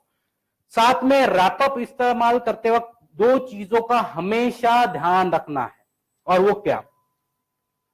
बहुत बार ये प्रश्न आता है, सर रैपअप और शेत एक साथ में मिलाकर यूज कर सकते हैं? तो नहीं, रैपअप और शेत की जितनी भी जीवात है, मित्र जीवात है, वो एक ही प्रजाति की होने की वजह से अगर हम लोग इसको मिक्स कर देंगे तो ये अच्छी तरह से काम नहीं कर पाती। ये दोनों आपस में ही लड़ती रहती है कि मैं काम करूं या फिर मैं काम करूं, जिसकी वजह से आपको अच्छे रिजल्ट नहीं मिलते। तो हम लोग साफ तौर पे कहते हैं कि जब भी आप रैपअप का इस्तेमाल करना हो तो आप शेत उसके साथ में ना मिलाए या फिर उसको अलग से इस्तेमाल करें ताकि आपको ज्यादा अच्छे रिजल्ट मिले। उसके बाद में पॉइंट नंबर 2, रैपअप इस्तेमाल करने के बाद में एटलीस्ट कम से कम 24 घंटे के लिए किसी भी तरह का कोई भी केमिकल का इस्तेमाल नहीं करना है, क्योंकि अगर आप कोई भी केमिकल का इस्तेमाल करोगे तो ये वापस से मित्र जीवात है, लिविंग ऑर्गेनिजम्स है, जो मल्टीप्लाई होने में प्रॉब्लम हो सकता है। तो हम लोग कहते हैं या फिर जो पूरा आवरण तैयार होना चाहिए वो अच्छे से नहीं हो पाता। तो अगर आप रैपअप को इस्तेमाल कर रहे हो तो हमेशा से ध्यान रखना है एटलीस्ट 24 घंटे तक किसी भी तरह का कोई भी केमिकल हमें इस्तेमाल नहीं करना है। उसके बाद में हम लोगों ने ये सारी जो प्रोडक्ट देखते हैं, तो आज सबसे बड़ा चैलेंज हमारे सामने ये है कि साइड इफेक्ट है क्या? क्योंकि अगर मैं बात करूं, एंडोसल्फान के बारे में हम लोगों ने सुन रखा है, हम लोगों ने सिर्फ 10 साल एंडोसल्फान इस्तेमाल किया, पर आज हमारे मिट्टी में करीबन 70 ppm तक के एंडोसल्फान देखने मिलता है। अगर मैं केमिकल की बात करूं तो अगर मैं यूरिया खरीद रहा हूं, कितना प्रतिशत मात्रा होता है? तो मात्र 46% नाइट्रोजन मिलता है और बाकी का सारा क्षार वाली मिट्टी जो मेरे जमीन में पिछले 20 सालों से जमा हो रही है, जिसके वजह से आज मेरे जो उत्पादन है, मेरा जो खेत है, मेरे जो खलियान है, जो मेरी मिट्टी है, वो पूरी तरह से खराब हो गई है। तो हम लोगों ने हमेशा एक चीज ध्यान में रखी है कि 100% बायोडिग्रेडेबल प्रोडक्ट, यानी उसका कोई भी हार्मफुल इफेक्ट हमारे निसर्ग पे ना हो। हमारी जितनी भी प्रोडक्ट्स है वो 100% बायोलॉजिकल है और साथ ही साथ निसर्ग में इजीली खत्म हो जाती है, उसके कोई भी रेसिडुअल इफेक्ट आपको नहीं मिलते हैं। साथ ही साथ ये सारी की सारी प्रोडक्ट जब हम लोगों ने डेवलप की, तो हम लोगों ने ये प्रोडक्ट डेवलप करने से पहले सारी की सारी जो नामांकित यूनिवर्सिटीज है, आईसीआर है, इन सब से मिले, बात की और इसी तरह से डेवलप की है कि आने वाले समय में हमारे किसान भाइयों का जो सारी की सारी जो समस्या हम लोगों ने पहले देखी थी, खर्च बढ़ रहा है, तो हमें बायोफिट, स्टीमरिच और बायो 95U ये खर्च कम करने में मदद करेगा। प्लस एनपीके, आपका जो रासायनिक होने वाला खर्च है उर्वरक के ऊपर, वो कम करने में मदद करेगा। दूसरी समस्या थी, आज हमारी मिट्टी सबसे ज्यादा बिगड़ गई है, तो उसको सुधारने का काम हमारा शेत ये प्रोडक्ट करेगा। सबसे बड़ी समस्या वापस थी कि इंसेक्ट का जो डोज है, इंसेक्टिसाइड हम लोग यूज कर रहे हैं, अगर दुकान वाला हमको 1 ml बोल रहा है तो हम लोग आज 2-2, 3-3 ml, 5-5 ml तक लेके जा रहे हैं, क्योंकि हमें पता ही नहीं होता कि वो दवाई घुलनशील है या नहीं। तो इफिशियंसी बढ़ाने का काम हमारा प्रोडक्ट बायो 95U करेगा। तो इस तरह से ये सारी की सारी प्रोडक्ट हम लोगों ने भारत में बहुत सारी एग्रीकल्चर यूनिवर्सिटीज के साथ में मिलकर उनके पास में ट्रायल लेके बनाई है। इसलिए हम लोग ये कहते हैं कि ये पूरी तरह से वर्ल्ड क्लास प्रोडक्ट है। साथ ही साथ इन सारी प्रोडक्ट्स को हम लोगों ने बहुत सारी गवर्नमेंट एजेंसीज, बहुत सारी गवर्नमेंट बॉडीज, लैबोरेटरीज, इनसे चेक करवाया और उनको पूछा है कि ये प्रोडक्ट आपको किस तरह के, इसमें कोई भी साइड इफेक्ट है कि नहीं। क्योंकि बहुत बार प्रश्न आता है कि सर आपका स्टीम रिच इस्तेमाल करते हैं, बहुत अच्छा रिजल्ट आता है, इसके अंदर यूरिया है क्या? तो नहीं, हम लोगों ने ये सारी की सारी प्रोडक्ट चेक कराई है और इन बहुत सारी संस्थाओं के इसको सर्टिफिकेट से जो कहते हैं कि ये 100% ऑर्गेनिक प्रोडक्ट है। हम लोग देखेंगे कि अब ये संस्थाएं कौन कौन है। बाबा साहेब सावंत कोंकण कृषि विद्यापीठ, ये महाराष्ट्र की सबसे बड़ी नामांकित यूनिवर्सिटी है, जहां पे हम लोगों ने ये सारी की सारी प्रोडक्ट करीबन 4 से 5 साल तक इस्तेमाल की और उनसे पूछा कि जब आप ये प्रोडक्ट इस्तेमाल करते हो तो आपको कम से कम कितना फायदा हुआ और ज्यादा से ज्यादा कितना फायदा हुआ। आपने देखा होगा स्टीम रिच के बारे में हम लोगों ने कहा था कि अगर स्टीम रिच का आप इस्तेमाल करते हो तो कम से कम 25 से 35% तक आपका उत्पादन बढ़ता है। तो वो क्यों बढ़ता है और कैसे बढ़ता है, इसके लिए ही बाबा साहेब सावंत कोंकण कृषि विद्यापीठ ने इस प्रोडक्ट को कंटिन्यू अपने खेतों में 5 साल तक इस्तेमाल किया और उन्होंने बताया कि एवरेज हमको हमारे खेतों में 25 से 40% का इजाफा हुआ है, हमारा प्रोडक्शन बढ़ा है। साथ ही साथ उसकी क्वालिटी इंप्रूव हुई है और हमको ज्यादा अच्छे दाम मिल रहे हैं। तो जो परसेंटेज हम लोगों ने देखे कि जब आप बायो 95 इस्तेमाल करोगे 25 से 30%, आपका केमिकल का खर्चा कम होगा। एनपीके इस्तेमाल करोगे तो 40 से 50% तक आपका केमिकल खाद का खर्चा कम होगा। तो ये सारी की सारी जो परसेंटेज है वो नेट सर्फ नहीं देता, बल्कि ये संस्थाओं के पास में जब हम लोगों ने प्रोडक्ट चेक की है तो ये सारी की सारी चीजें इस संस्था ने हमको दिया है और साथ ही साथ बायो इफिकेसी सर्टिफिकेट से इस प्रोडक्ट को प्रमाणित किया है। अभी मेरा प्रश्न होता है कि बहुत बार हम किसान सोचते हैं कि हमें ज्यादा दाम मिलने चाहिए। हर किसी की इच्छा होती है कि मेरा उत्पादन को ज्यादा अच्छे दाम मिले, वो विदेशों में जाए, तो हम लोग एक्सपोर्ट के लिए जाते हैं और बहुत बार हम लोगों को सिर्फ निराशा ही हाथ लगती है, क्योंकि हमारे प्रोडक्ट में, हमारे जो प्रोड्यूस है उसके अंदर, हमारे जो उत्पादन है उसके अंदर केमिकल की मात्रा पाई जाती है और वो सैंपल रिजेक्ट हो जाता है और हमें अच्छे दाम नहीं मिल पाते, भले आपका अच्छा क्वालिटी का प्रोडक्ट हो तो भी। इसीलिए हम लोगों ने क्या किया, हमारी सारी की सारी प्रोडक्ट्स ही संस्था को दे दी, जिसका नाम है अपेडा, जिसे हम लोग कहते हैं agriculture process and food product export development authority. इस संस्था को हम लोगों ने सारी की सारी प्रोडक्ट दे दी और उनको पूछा कि आप ये सारी की सारी प्रोडक्ट चेक कीजिए, जो भी यूरोप के स्टैंडर्ड्स है 298 केमिकल्स, दुबई के स्टैंडर्ड्स है 240 केमिकल्स, इसको पूरी तरह से चेक कीजिए और बताइए कि इसमें किसी भी तरह का कोई भी केमिकल है या नहीं। इन्होंने ये सारी की सारी प्रोडक्ट चेक की और बताया कि आपकी सारी की सारी प्रोडक्ट 100% ऑर्गेनिक है, इसके अंदर किसी भी तरह का कोई भी केमिकल नहीं है। इसलिए इस प्रोडक्ट को इन्होंने नो रेसिडुअल सर्टिफिकेट से प्रमाणित किया है। उसके बाद में आता है DSIR अप्रूव। अभी ऐसा हो सकता है क्या कि इस साल हम लोगों ने स्टीम रिच इस्तेमाल किया, बहुत अच्छे रिजल्ट आए, और अगले साल हम लोगों ने स्टीम रिच का इस्तेमाल किया तो रिजल्ट नहीं आए? ऐसा कभी नहीं होगा। इसकी वजह है कि हम लोगों ने हमारा सारी की सारी प्रोडक्ट DSIR अप्रूव्ड है। ये संस्था का काम होता है कि जब भी हम लोग कोई भी प्रोडक्ट बनाते हैं तो इसका एक पूरा का पूरा ढांचा जो होता है वो भारत सरकार को देते हैं और उनको बोलते हैं कि आप देखिए कि ये प्रोडक्ट जो मापदंड हम लोगों ने दिए उसी हिसाब से है या नहीं। ये संस्था कभी भी हमारे फैक्ट्रीज पे आ जाती है और पता करती है कि एक्चुअली आपका प्रोडक्ट जो आपने मापदंड दिया है उसके ऊपर पूरी तरह से खरा उतरता है या नहीं।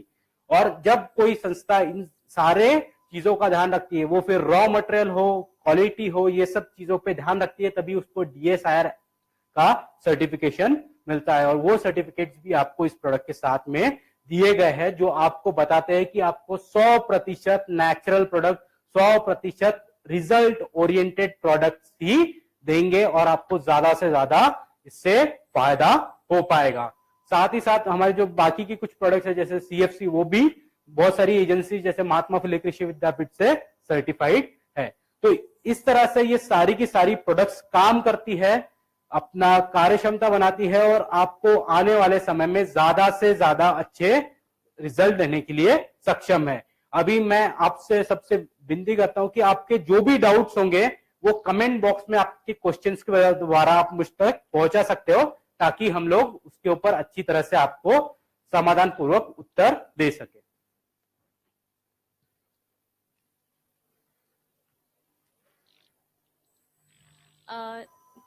निखिल, कुछ क्वेश्चंस आए हैं। हाँ जी। अलग अलग प्रोडक्ट्स के बारे में। पहले तो बहुत अच्छे पॉजिटिव फीडबैक आया है ट्रेनिंग को लेके। Okay, thank you. पहला क्वेश्चन आया है कि माइक्रोन्यूट्रिएंट्स और मैक्रोन्यूट्रिएंट्स ओके, क्या है? देखिए, माइक्रोन्यूट्रिएंट्स वो होते हैं जो कम मात्रा में लगते हैं, जैसे जिंक हो गया, मैग्नीशियम हो गया, सल्फर हो गया, मॉलिब्डेनम हो गया, जो पौधों को कम मात्रा में लगते हैं उसे माइक्रोन्यूट्रिएंट कहा जाता है। और मैक्रोन्यूट्रिएंट्स वो होते हैं जैसे हम लोग कहते हैं एन, पी और के, नत्र, स्फुरत और पलाश, जिसकी मात्रा सबसे ज्यादा मात्रा में हमको लगती है। नाइट्रोजन की अगर बात करें, अगर आप वेजिटेटिव ग्रोथ होनी चाहिए, जो ग्रीनरी होनी चाहिए, ज्यादा शाखाओं का विस्तार होना चाहिए, वो उसका काम होता है नत्र का। पी और के का काम होता है आपकी टहनियों को मजबूत करने का, फल धारणा हो उस समय वो अच्छी तरह से दिखे, उसका कलर पिगमेंटेशन अच्छा हो, उसकी क्वालिटी इंप्रूव हो, इसके अंदर ये एन, पी, के काम करते हैं। और जो माइक्रोन्यूट्रिएंट होते हैं वो कम अमाउंट में लगते हैं, इसलिए उसे माइक्रो कहा जाता है, यानी कम मात्रा में लगने वाले, पर वो भी अपना काम अच्छी तरह से करेंगे। जैसे कि अगर जिंक की डिफिशियंसी होगी तो आपको दिखेगा स्कॉर्चिंग, येलोइंग पैचेस वगैरह जो प्रॉब्लम होते हैं वो दिखाई देते हैं। पर अगर आप माइक्रो और मैक्रोन्यूट्रिएंट समान मात्रा में इस्तेमाल करते हो, या फिर अगर आप एनपीके और जो शेड है इसका इस्तेमाल करते हो, तो आपको ज्यादा अच्छे रिजल्ट मिलते हैं। दूसरा क्वेश्चन है, रैपअप और शेड, क्या इन दोनों प्रोडक्ट्स को बायो 95 और स्टिमरिच के साथ यूज कर सकते हैं? हम लोग साफ तौर पे कहते हैं, सबसे पहली चीज, रैपअप और शेद को मिलाना नहीं है, क्योंकि रैपअप और शेद की जो मित्र जीवात है वो एक ही कैटेगरी की आती है, और अगर वो एक साथ में अगर हम लोग मिला दें तो होता क्या है कि एक तो रैपअप काम करेगी, नहीं तो आपका शेद काम करेगा, जिस बीच में आपको चाहिए वैसे रिजल्ट नहीं मिल पाते। इसलिए हम लोग सबसे पहले तो कहेंगे कि रैपअप और शेड एक साथ में ना मिलाएं। अगर आप रैपअप, स्टीमरिच और बायो 95 इस्तेमाल करना चाहते हो तो आप कर सकते हो, कोई भी प्रॉब्लम नहीं है। या फिर अगर आप शेड, बायो 95 इस्तेमाल कर रहे हो तो भी कोई प्रॉब्लम नहीं है, और शेड और स्टीमरिच इस्तेमाल कर रहे हो तो भी कोई प्रॉब्लम नहीं है। प्लस एक चीज और हमेशा याद रखनी है कि शेड और स्टीमरिच एक साथ में नहीं मिलाना है। बहुत बार क्या होता है कि शेड का भी काम है ज्यादा मल्टीप्लाई करना, जो क्लोरोफिल कंटेंट है वो बढ़ाना, पौधों को चौड़ा करना, पत्तों को चौड़ा करना, और स्टीमरिच का काम है कि उसी प्रोसेस को, जो वेजिटेटिव ग्रोथ है उसको भी फास्ट करना। बहुत बार अगर छोटे पौधे अगर बात की जाए, जैसे कि अगर फल और सब्जियों में ज्यादा करके, अगर सब्जियों में अगर आप एक्सेसिव डोज हो गया, ज्यादा ग्रोथ हो गई, तो पत्ते थोड़े से पीले दिखने लगते हैं और किसानों को लगता है कि कुछ तो प्रॉब्लम हो गई है। पर क्या होता है कि जितने स्पीड से वो बढ़ते हैं पत्ते, उतने अमाउंट में उसका क्लोरोफिल कंटेंट यानी जो उसमें तत्व होते हैं वो नहीं बढ़ पाते, इसलिए वो थोड़े से पीले दिखते हैं और हमको थोड़ा सा टेंशन आ जाता है। तो इसलिए हम साफ तौर पे कहते हैं कि स्टीमरिच के और शेड के बीच में अल्टरनेट यूज कीजिए। मतलब अगर आप स्टीमरिच आज यूज किया है तो 15 से 20 दिन बाद में आप शेड इस्तेमाल कर लिए, ताकि आपको कंसिस्टेंटली सेम रिजल्ट मिल सके। अगला सवाल है, रैपअप को कब इस्तेमाल करना है? रैपअप को हम लोग कहते हैं कि हर 20 दिन के बाद में इस्तेमाल करना है। रीजन, अभी एक सिंपल सी चीज है, जब हम लोग पौधे लेते हैं तो पहली स्टेज हो गई बीज प्रक्रिया। बीज प्रक्रिया के बाद में अगर हम लोग देखते हैं, करीबन अगर कोई सिंपल सी बात है 4 से 5 पत्तियां आती है, उसके बाद में हम लोग अगर रैपअप इस्तेमाल करें तो उस समय पत्ते बहुत नाजुक होते हैं, बहुत डेलिकेट होते हैं, कोई भी इंफेक्शन इजीली उसके अंदर जा सकता है। उसके बाद में जैसे ही वेजिटेटिव 20 से 22 दिन बाद में वेजिटेटिव ग्रोथ का शुरुआत होती है। बहुत बार हवा ज्यादा चलती है, पत्ते टूटने लगते हैं, कोई स्कॉर्चिंग हो जाता है, कोई इंसेक्ट आके पत्तों को पंक्चर कर देता है। इसलिए अगर उस समय भी हम लोग रैपअप कंटिन्यू हर 20 दिन के बाद में इस्तेमाल करते रहे तो क्या होगा कि सबसे पहले 5 से 10 स्प्रे के बाद में जो हमारी सुरक्षात्मक प्रणाली है वो तो शुरू हो जाएगी। दूसरा, कोई भी इंफेक्शन हमारे पौधों को हैम्पर नहीं कर पाएगा, क्योंकि जो रैपअप की जो सतह बनती है, जो फिल्म बनती है, वो करीबन 20 दिन तक के एक्टिवेट रहती है। इसलिए हम लोग कहते हैं कि 20 दिन तक के बाद में उसका दूसरा स्प्रे होना चाहिए। मिट्टी में या फिर सॉइल में स्टिमरिच को डालना है क्या? हम लोगों ने स्टीम रिच को इस तरह से डिजाइन किया था कि अब जब फोलियर एप्लीकेशन करते हो तो दो चीजें होती है, ट्रांसलोकेशन जिसे कहा जाता है, जो ऊपर चीजें हैं वो नीचे की तरफ ट्रांसफर होती है और जो नीचे की चीजें वो ऊपर की तरफ ट्रांसफर होती है। दो तरह की वाहिनियां होती है जिसे हम लोग जाइलम और फ्लोएम कहते हैं, ठीक है। तो अगर आप ऊपर भी स्प्रे करते हो तो अल्टीमेटली वो नीचे जाने ही वाली है, तो अगर आपको सेपरेटली नीचे डालने की कोई भी जरूरत नहीं है। अगर आप स्प्रे करते हो तो कम इस्तेमाल में यानी कम डोज में भी आपका काम हो जाएगा। आपको क्योंकि मिट्टी में से डालने के वक्त आपको डोज बहुत बार बढ़ाना पड़ता है, तो वो प्रॉब्लम नहीं होगा। अगर आप फोलियर एप्लीकेशन करते हो 100% आपको सेम रिजल्ट ही मिलेंगे। इनटेक के बारे में बार बार यूसेज के बारे में पूछा जा रहा है कि कैसे करना, हालांकि आपने बताया बट फिर से बार बार सवाल आ रहा है।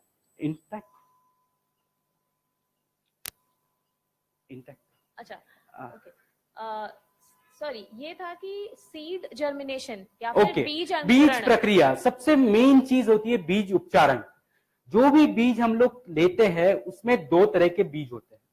एक बीज होते हैं जिसका आवरण जो होता है, जो कवच होता है वो सख्त होता है, जैसे हम लोग चने की बात करें, ठीक है, या मटकी की बात करें, उसका जो आवरण होता है वो बहुत ज्यादा सख्त होता है और वो खुलता नहीं है जल्दी। इसीलिए उन बीजों को करीबन 10 से 15 मिनट तक के स्टीम रिच और रैपअप के द्रावण में भिगो के रखना है और 15 मिनट के बाद में उससे निकालकर छांव में अच्छी तरह से सुखा देना है, ताकि जो अमाइनो एसिड स्टीम रिच में मौजूद है वो अंदर तक चले जाए और इस कवच को खोल दे और आपको ज्यादा अच्छे जर्मिनेशन मिल सके। और जो पतले बीज है जैसे मूंगफली हो गया, उसके ऊपर हमें इसका मात्र स्प्रे करना है, क्योंकि अगर आप उसको डुबो के रखोगे तो क्या होगा, वो आवरण जो कवच है वो पहले ही पतला है तो वो पूरी तरह से निकल जाएगा और वो जर्मिनेशन अच्छी तरह से नहीं हो पाएगा। तो हमें हमेशा ध्यान रखना है, जो भी बीजों का आवरण ये पतला है उसके ऊपर स्प्रे करना है, जो भी बीजों का आवरण ये सख्त है, कड़क है, उसको करीबन 10 से 15 मिनट भिगो के रख के आप इस्तेमाल करना है। अगला सवाल है कि उनको कस्टमर्स हमेशा पूछते हैं कि बैक्टीरिया को शेप में 3 साल तक के लिए कैसे जीवित रखा जाए। अभी हम लोगों ने वापस एक बात की थी, रिसर्च नेटसर्फ हमेशा ये सोचता है कि ऐसे प्रोडक्ट्स बनाया जाए, हाई एंड प्रोडक्ट्स बनाए जाए। जो टेक्नोलॉजीज हम लोग यूज करते हैं वो 100% हाईटेक है। साथ ही साथ हम लोगों ने क्या किया है, इसे लिक्विड फॉर्म में दिया है, जिसके अंदर उसका पूरा का पूरा जो मल्टीप्लाई होने को, उसको रखने के लिए जो खाना लगता है वो भी हम लोगों ने उसके अंदर दिया हुआ है। इसलिए वो मित्र जीवात वहां पर 3 साल तक वैसी की वैसी बनी रहती है। प्लस हम लोगों ने एक चीज और की है शेद के अंदर, हम लोगों ने सिर्फ मित्र जीवात नहीं दी बल्कि उसके स्पोर्स भी दिए हुए हैं, यानी जो उसके अंडे होते हैं वो भी दिए हुए होते हैं, जो कीप ऑन मल्टीप्लाई होते रहते हैं। और शेद की सबसे बढ़िया बात यह है कि उसके 1 ml के अंदर 1 करोड़ मित्र जीवात है। एक सवाल था, स्टीम रिच के क्या कंटेंट्स हैं? मतलब स्टीम रिच के बारे में हम लोग बोले तो जितने भी 26 तरह के amino acid, folic acid, auxin, cytokinins, ये सारी की सारी चीजें हम लोगों ने स्टीम रिच में दी हुई है, जो किसी भी प्लांट को पूरी की पूरी लाइफ साइकिल में लगने वाली है।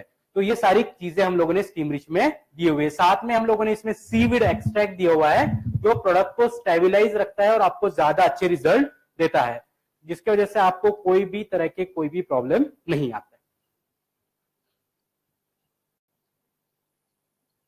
अगला सवाल है, बायोफिट प्रोडक्ट्स के साथ में यूरिया को मिक्स कर सकते हैं क्या? मैं अगेन बोलूंगा कि स्टीम रिच को सबसे पहले तो किसी भी प्रोडक्ट के साथ इस्तेमाल नहीं करना। शेप में हम लोगों ने वापस कहा है कि ये पूरी की पूरी मित्र जीवात है। अगर आप यूरिया की बात करते हो, एक छोटा सा प्रैक्टिकल आप घर पे करके देखिए, हाथ को थोड़ा सा गीला कीजिए, यूरिया के बैग में डाल दीजिए, आपको देखने मिलेगा पूरी की पूरी हमारी जो खाल है वो निकल गई। जब वो इतना आपको प्रॉब्लम दे सकता है तो ये छोटी सी मित्र जीवात है। अगर आप उसको स्टीम बाकी की बायोफिट के प्रोडक्ट के साथ में यूरिया वगैरह यूज करोगे तो वो प्रॉब्लम क्रिएट करेंगी, ठीक है। इसलिए हम लोग साफ तौर पे बोलते हैं कि जब भी आप बायोफिट की प्रोडक्ट इस्तेमाल कर रहे हो उसके साथ में किसी भी तरह का कोई भी केमिकल दवाएं इस्तेमाल ना करें। ओके, तो यहाँ पे मैं रुकता हूं। आपके जो भी प्रश्न होंगे वो आप कमेंट बॉक्स में टाइप कर सकते हैं, आपको उसके जल्द से जल्द उत्तर दिए जाएंगे। धन्यवाद।